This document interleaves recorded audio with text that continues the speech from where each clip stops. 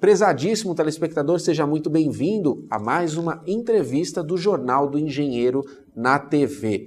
Nesta edição vamos falar sobre empregabilidade. Para conversar conosco, estamos recebendo Mariles Carvalho, psicóloga organizacional, coach e orientadora profissional do Sindicato dos Engenheiros no Estado de São Paulo, mais conhecida como a Mari do nosso sindicato. Mari, prazer recebê-la aqui, viu? Prazer é todo meu.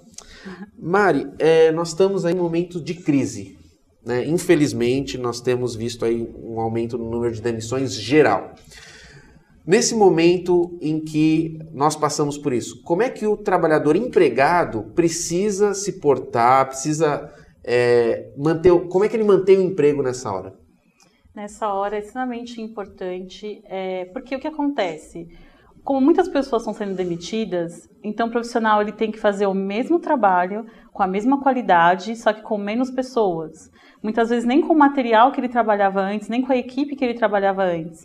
Então o poder de adaptação tem que ser muito grande nesse momento e também as habilidades. Você tem que estar presente, você tem que estar ajudando a todos e também pensando sempre em fazer um trabalho com competência.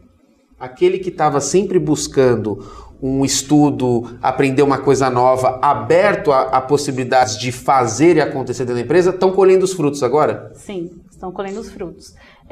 Hoje eu vejo que a questão da crise está muito relacionada com habilidades.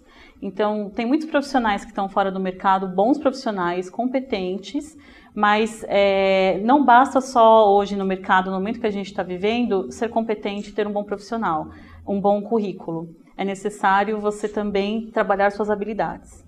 Nesse momento que o profissional ele está fazendo mais com menos, né? Tendo que render mais com talvez menos recursos, é o momento dele ousar também em determinados momentos? E de como ele pode fazer isso? O profissional, na verdade, não é só em momentos de crise que ele tem que ousar. Ele tem que ousar nos momentos que ele acha que é importante para a carreira dele, que ele pode crescer. Mas hoje é extremamente importante isso. No trabalho você pode... o que eu vejo é a questão de pensar diferente. Hoje é isso que eu vejo. O profissional, ele tem muitos profissionais que vão trabalhar fazendo sempre mais do mesmo. Você não pode mais fazer isso.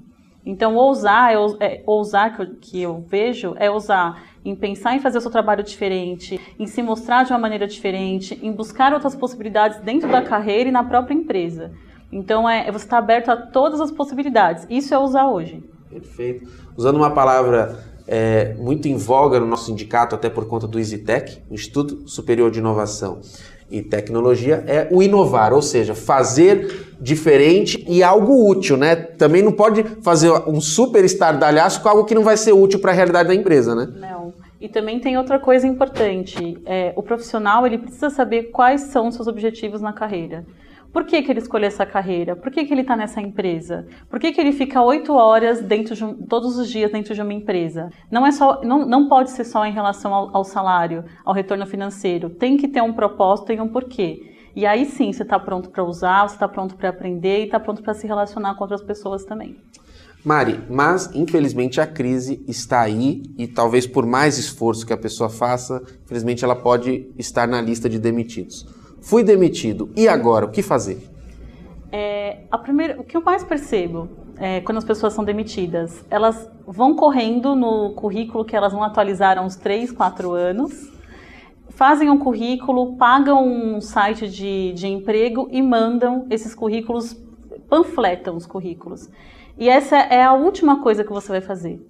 A primeira coisa que você tem que saber é o que você quer e a segunda é o que você tem. E aí sim, você vai analisar o mercado, ver as possibilidades que você tem e se você quer continuar ou não nessa área, se você pode usar dentro dessa área, e aí sim você vai fazer um currículo. Então as pessoas elas fazem o contrário. Estar demitido é um momento de você também pensar se você está indo no caminho que você quer. Né? Eu atendo muitos engenheiros que se questionam nesse momento se tinha que fazer engenharia mesmo, se tinha que estar trabalhando na área que está. Então, as pessoas têm uma visão de crise como se fosse algo catastrófico, a pior coisa do mundo. E crises fazem parte da vida. Tem crises na vida, tem crises na carreira. Essa não é a última nem a primeira crise. E a gente tem que começar a ver a crise como uma forma de aprendizado.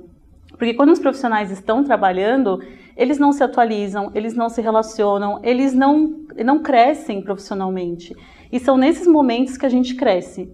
Então, acho que tem que começar a ter uma visão diferente de momentos de crise, de momentos que a gente não está bem, ou financeiramente, ou em relação ao mercado de trabalho. Tem que começar a pensar de uma forma diferente. E é essa mudança de pensamento que faz as pessoas se colocarem no mercado. Existem, então, muitos profissionais que, ao passo que foram demitidos de um determinado emprego, conseguem refletir a respeito daquilo que querem, daquilo que gostam, daquilo para o qual realmente nasceram, e às vezes até conseguem oportunidade em outra área que mais gostam. Isso é comum? Sim. No sindicato a gente faz o atendimento de gestão de carreira e de coaching também, e eu percebo muito isso. A primeira coisa que o engenheiro quer é uma vaga.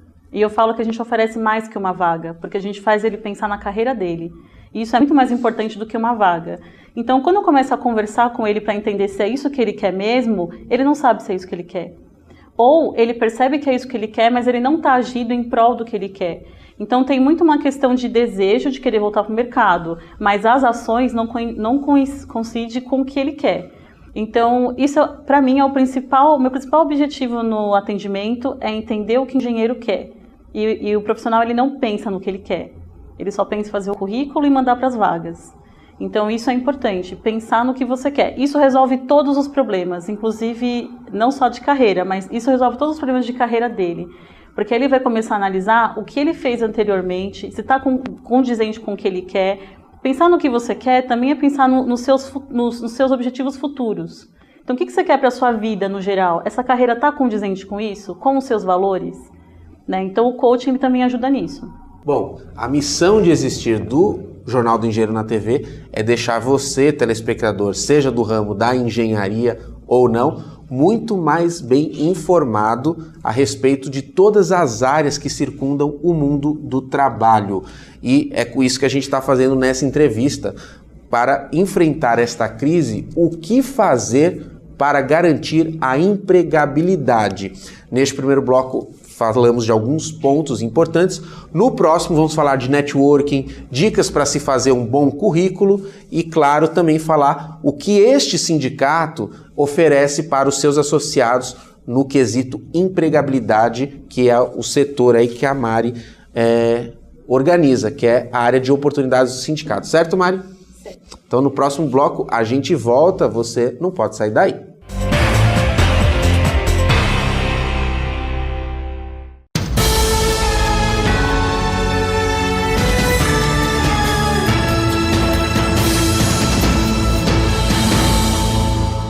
A Federação Nacional dos Engenheiros defende a formação de uma ampla coalizão unindo os engenheiros e demais profissionais da área tecnológica.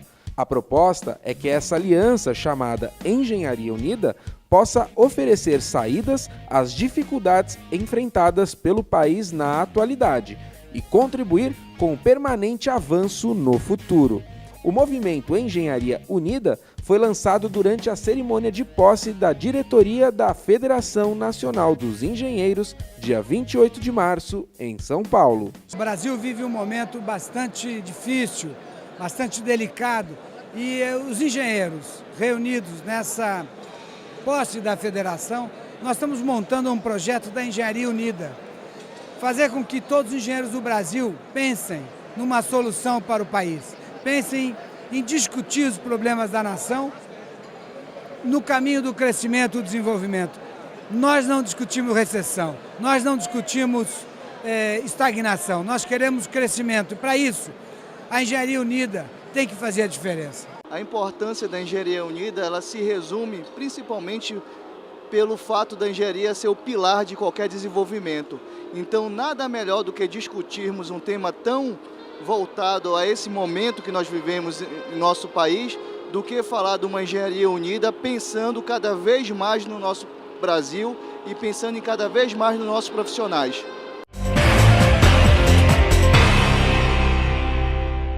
Estamos de volta na entrevista do Jornal do Engenheiro falando sobre empregabilidade. Mari Carvalho, psicóloga organizacional, coach e orientadora profissional do Sindicato dos Engenheiros no Estado de São Paulo, está conosco respondendo algumas perguntas nessa área. Bom, networking, Mari. A gente às vezes pensa nele quando tá, né, na pior profissionalmente. Vou ligar pro fulano e tal. Mas é algo que a gente sempre tem que estar pensando, sempre estar treinando? Era isso que eu ia falar. Às vezes não, tem que ser sempre. É que o network, ele virou uma moda. Eu percebo que o network é extremamente importante, mas a maneira que as pessoas fazem network não está correta, ao meu ver. Por quê?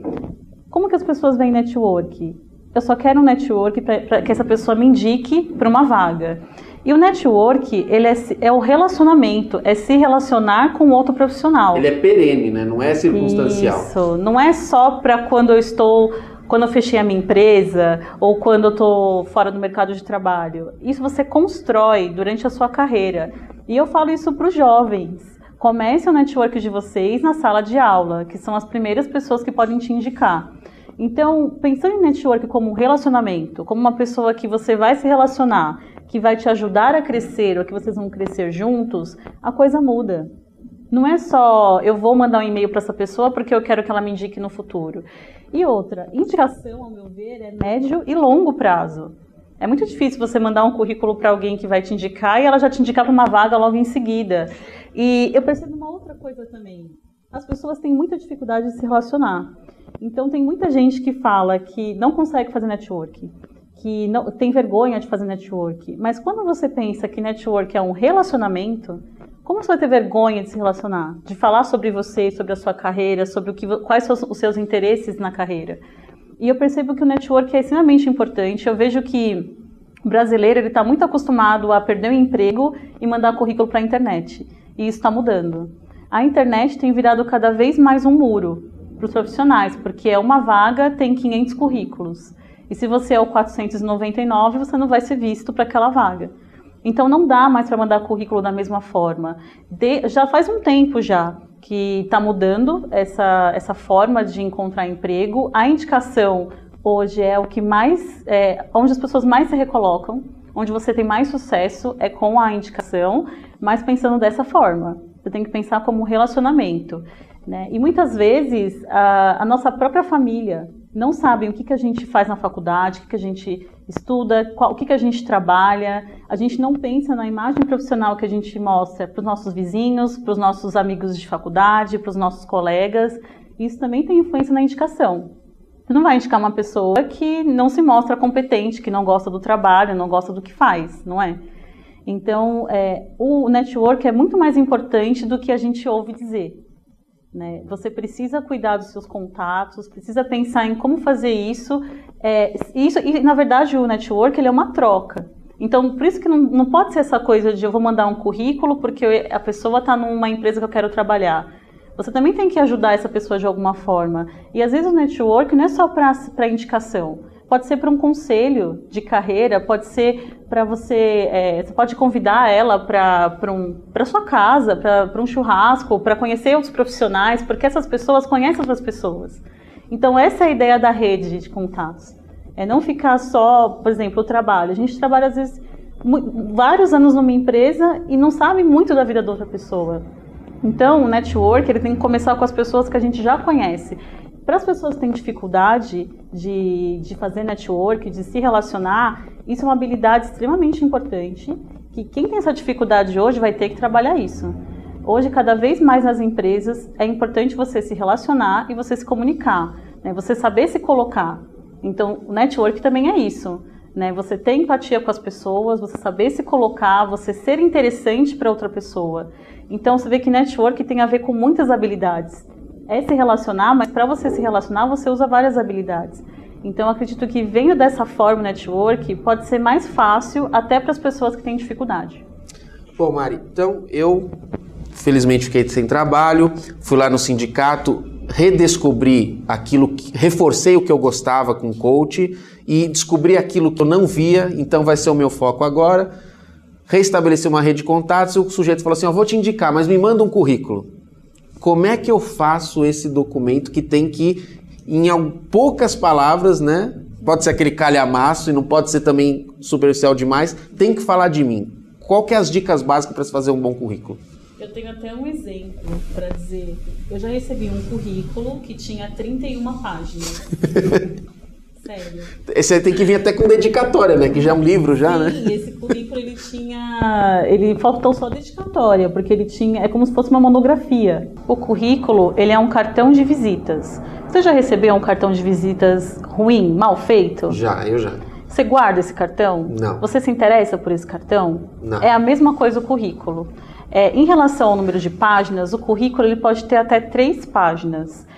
Só que não é 3 páginas que você escreve o que você quer. Tudo no currículo tem que ter um objetivo. Então eu vejo muitas pessoas, até jovens mesmo, fazendo 3, 4 páginas porque passa a impressão que ele tem conhecimento, que ele tem experiência. Não é assim que você mostra. Para fazer um currículo bem feito dá trabalho. Por quê? Você precisa pensar o que você vai colocar, o que você vai escrever. E tudo que você colocar no currículo, você tem que saber explicar. Então, às vezes você vê lá um currículo que tem 1 página de cursos.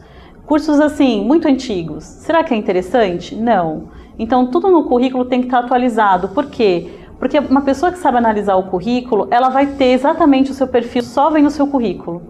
Então, é essa a questão. O que é importante você pensar? 3 pontos importantes. Primeiro, o seu objetivo. Então eu falo muito de objetivo, por quê? Coaching trabalha com objetivo, gestão de carreira trabalha com objetivo e currículo também trabalha com objetivo. Então você tem que pensar em qual é o seu objetivo, então qual área que você quer trabalhar. Esse é o primeiro ponto. O que acontece muito? Eu vou fazer análise de currículo e a pessoa não sabe qual é o objetivo dela. Então esse é o primeiro ponto. Se a pessoa não sabe qual é o seu objetivo, ela não vai conseguir fazer o currículo. Ela não consegue começar o currículo. Outro ponto que é importante, a área da engenharia é uma área técnica. E quem vai ver o seu currículo é uma pessoa de RH ou um administrador. Não é da área técnica, a primeira pessoa que vê o seu currículo. Então não dá para escrever como um técnico. Você tem que escrever técnico e ao mesmo tempo sabendo que uma pessoa que não conhece a sua área vai ler. Isso é muito difícil para o profissional técnico, porque ele tem a ideia de que a pessoa que vai ver o currículo dele tem que saber. E na verdade não tem. Então esse é o segundo ponto. E o terceiro ponto é a pessoa pensar, tudo no currículo tem um objetivo, tudo no currículo tem um porquê. Então precisa se pensar o que vai colocar nesse currículo. Muitas vezes você pode fazer um currículo amplo, por exemplo, engenharia mecânica. Mas será que é interessante também você não fazer um currículo mais específico? Então ter mais de um currículo deixa o seu currículo mais focado. E muitas vezes o engenheiro ele tem vários currículos. Ele tem um currículo como consultor, ele tem um currículo para projetos, um currículo mais geral que ele pode caminhar para todas as áreas. E mais um ponto que eu acho importante, não pode panfletar currículo. Não dá para você ver 3 pontos que se encaixam com a vaga e encaminhar o currículo. O currículo tem que estar equivalente à vaga a pelo menos 80%. E no momento que a gente está hoje, que o processo seletivo está mais exigente, ele está mais demorado, ele está mais crítico, é praticamente 100% de comparação com a vaga. Então, eu acho que esses pontos são extremamente importantes. Eu acho interessante ressaltar que no sindicato a gente faz análise de currículo, por e-mail ou pessoalmente. A gente tem a minha equipe, né, que auxilia também. A gente tem a nossa experiência trabalhando com engenheiro e na área de RH. Então, a gente consegue fazer essa ligação muito bem. E caso alguém tenha interesse, é só entrar em contato com a gente. Perfeito. 31 13 26 66, é isso? E o e-mail também é bem sugestivo, emprego@cesp.org.br? Isso mesmo. Legal. Mário, prazer recebê-la aqui. Obrigado pela disponibilidade, viu? Obrigada a você. Você acompanhou uma entrevista para ajudá-lo aí a enfrentar esse momento difícil do nosso país, que é uma crise econômica. Falamos aqui como enfrentá-la na área da empregabilidade, mas você acompanhando o nosso site, os nossos programas de TV e a nossa atuação sindical, você vai poder ver que o CESP, o Sindicato dos Engenheiros no Estado de São Paulo, está combatendo esta crise em todas as frentes, de maneira propositiva, de maneira trabalhista, impedindo ao máximo que retrocedam os direitos conquistados pelos nossos trabalhadores ao longo de muitos anos de luta. Se você quiser acompanhar estas e outras notícias, você pode estar ligadinho aí nos nossos meios de comunicação, todos concentrados no portal que aparece no seu vídeo. Esta edição do Jornal do Engenheiro na TV não termina aqui. Fique conosco e acompanhe mais notícias a respeito da engenharia, inovação, desenvolvimento e o mundo do trabalho. Um forte abraço e até breve!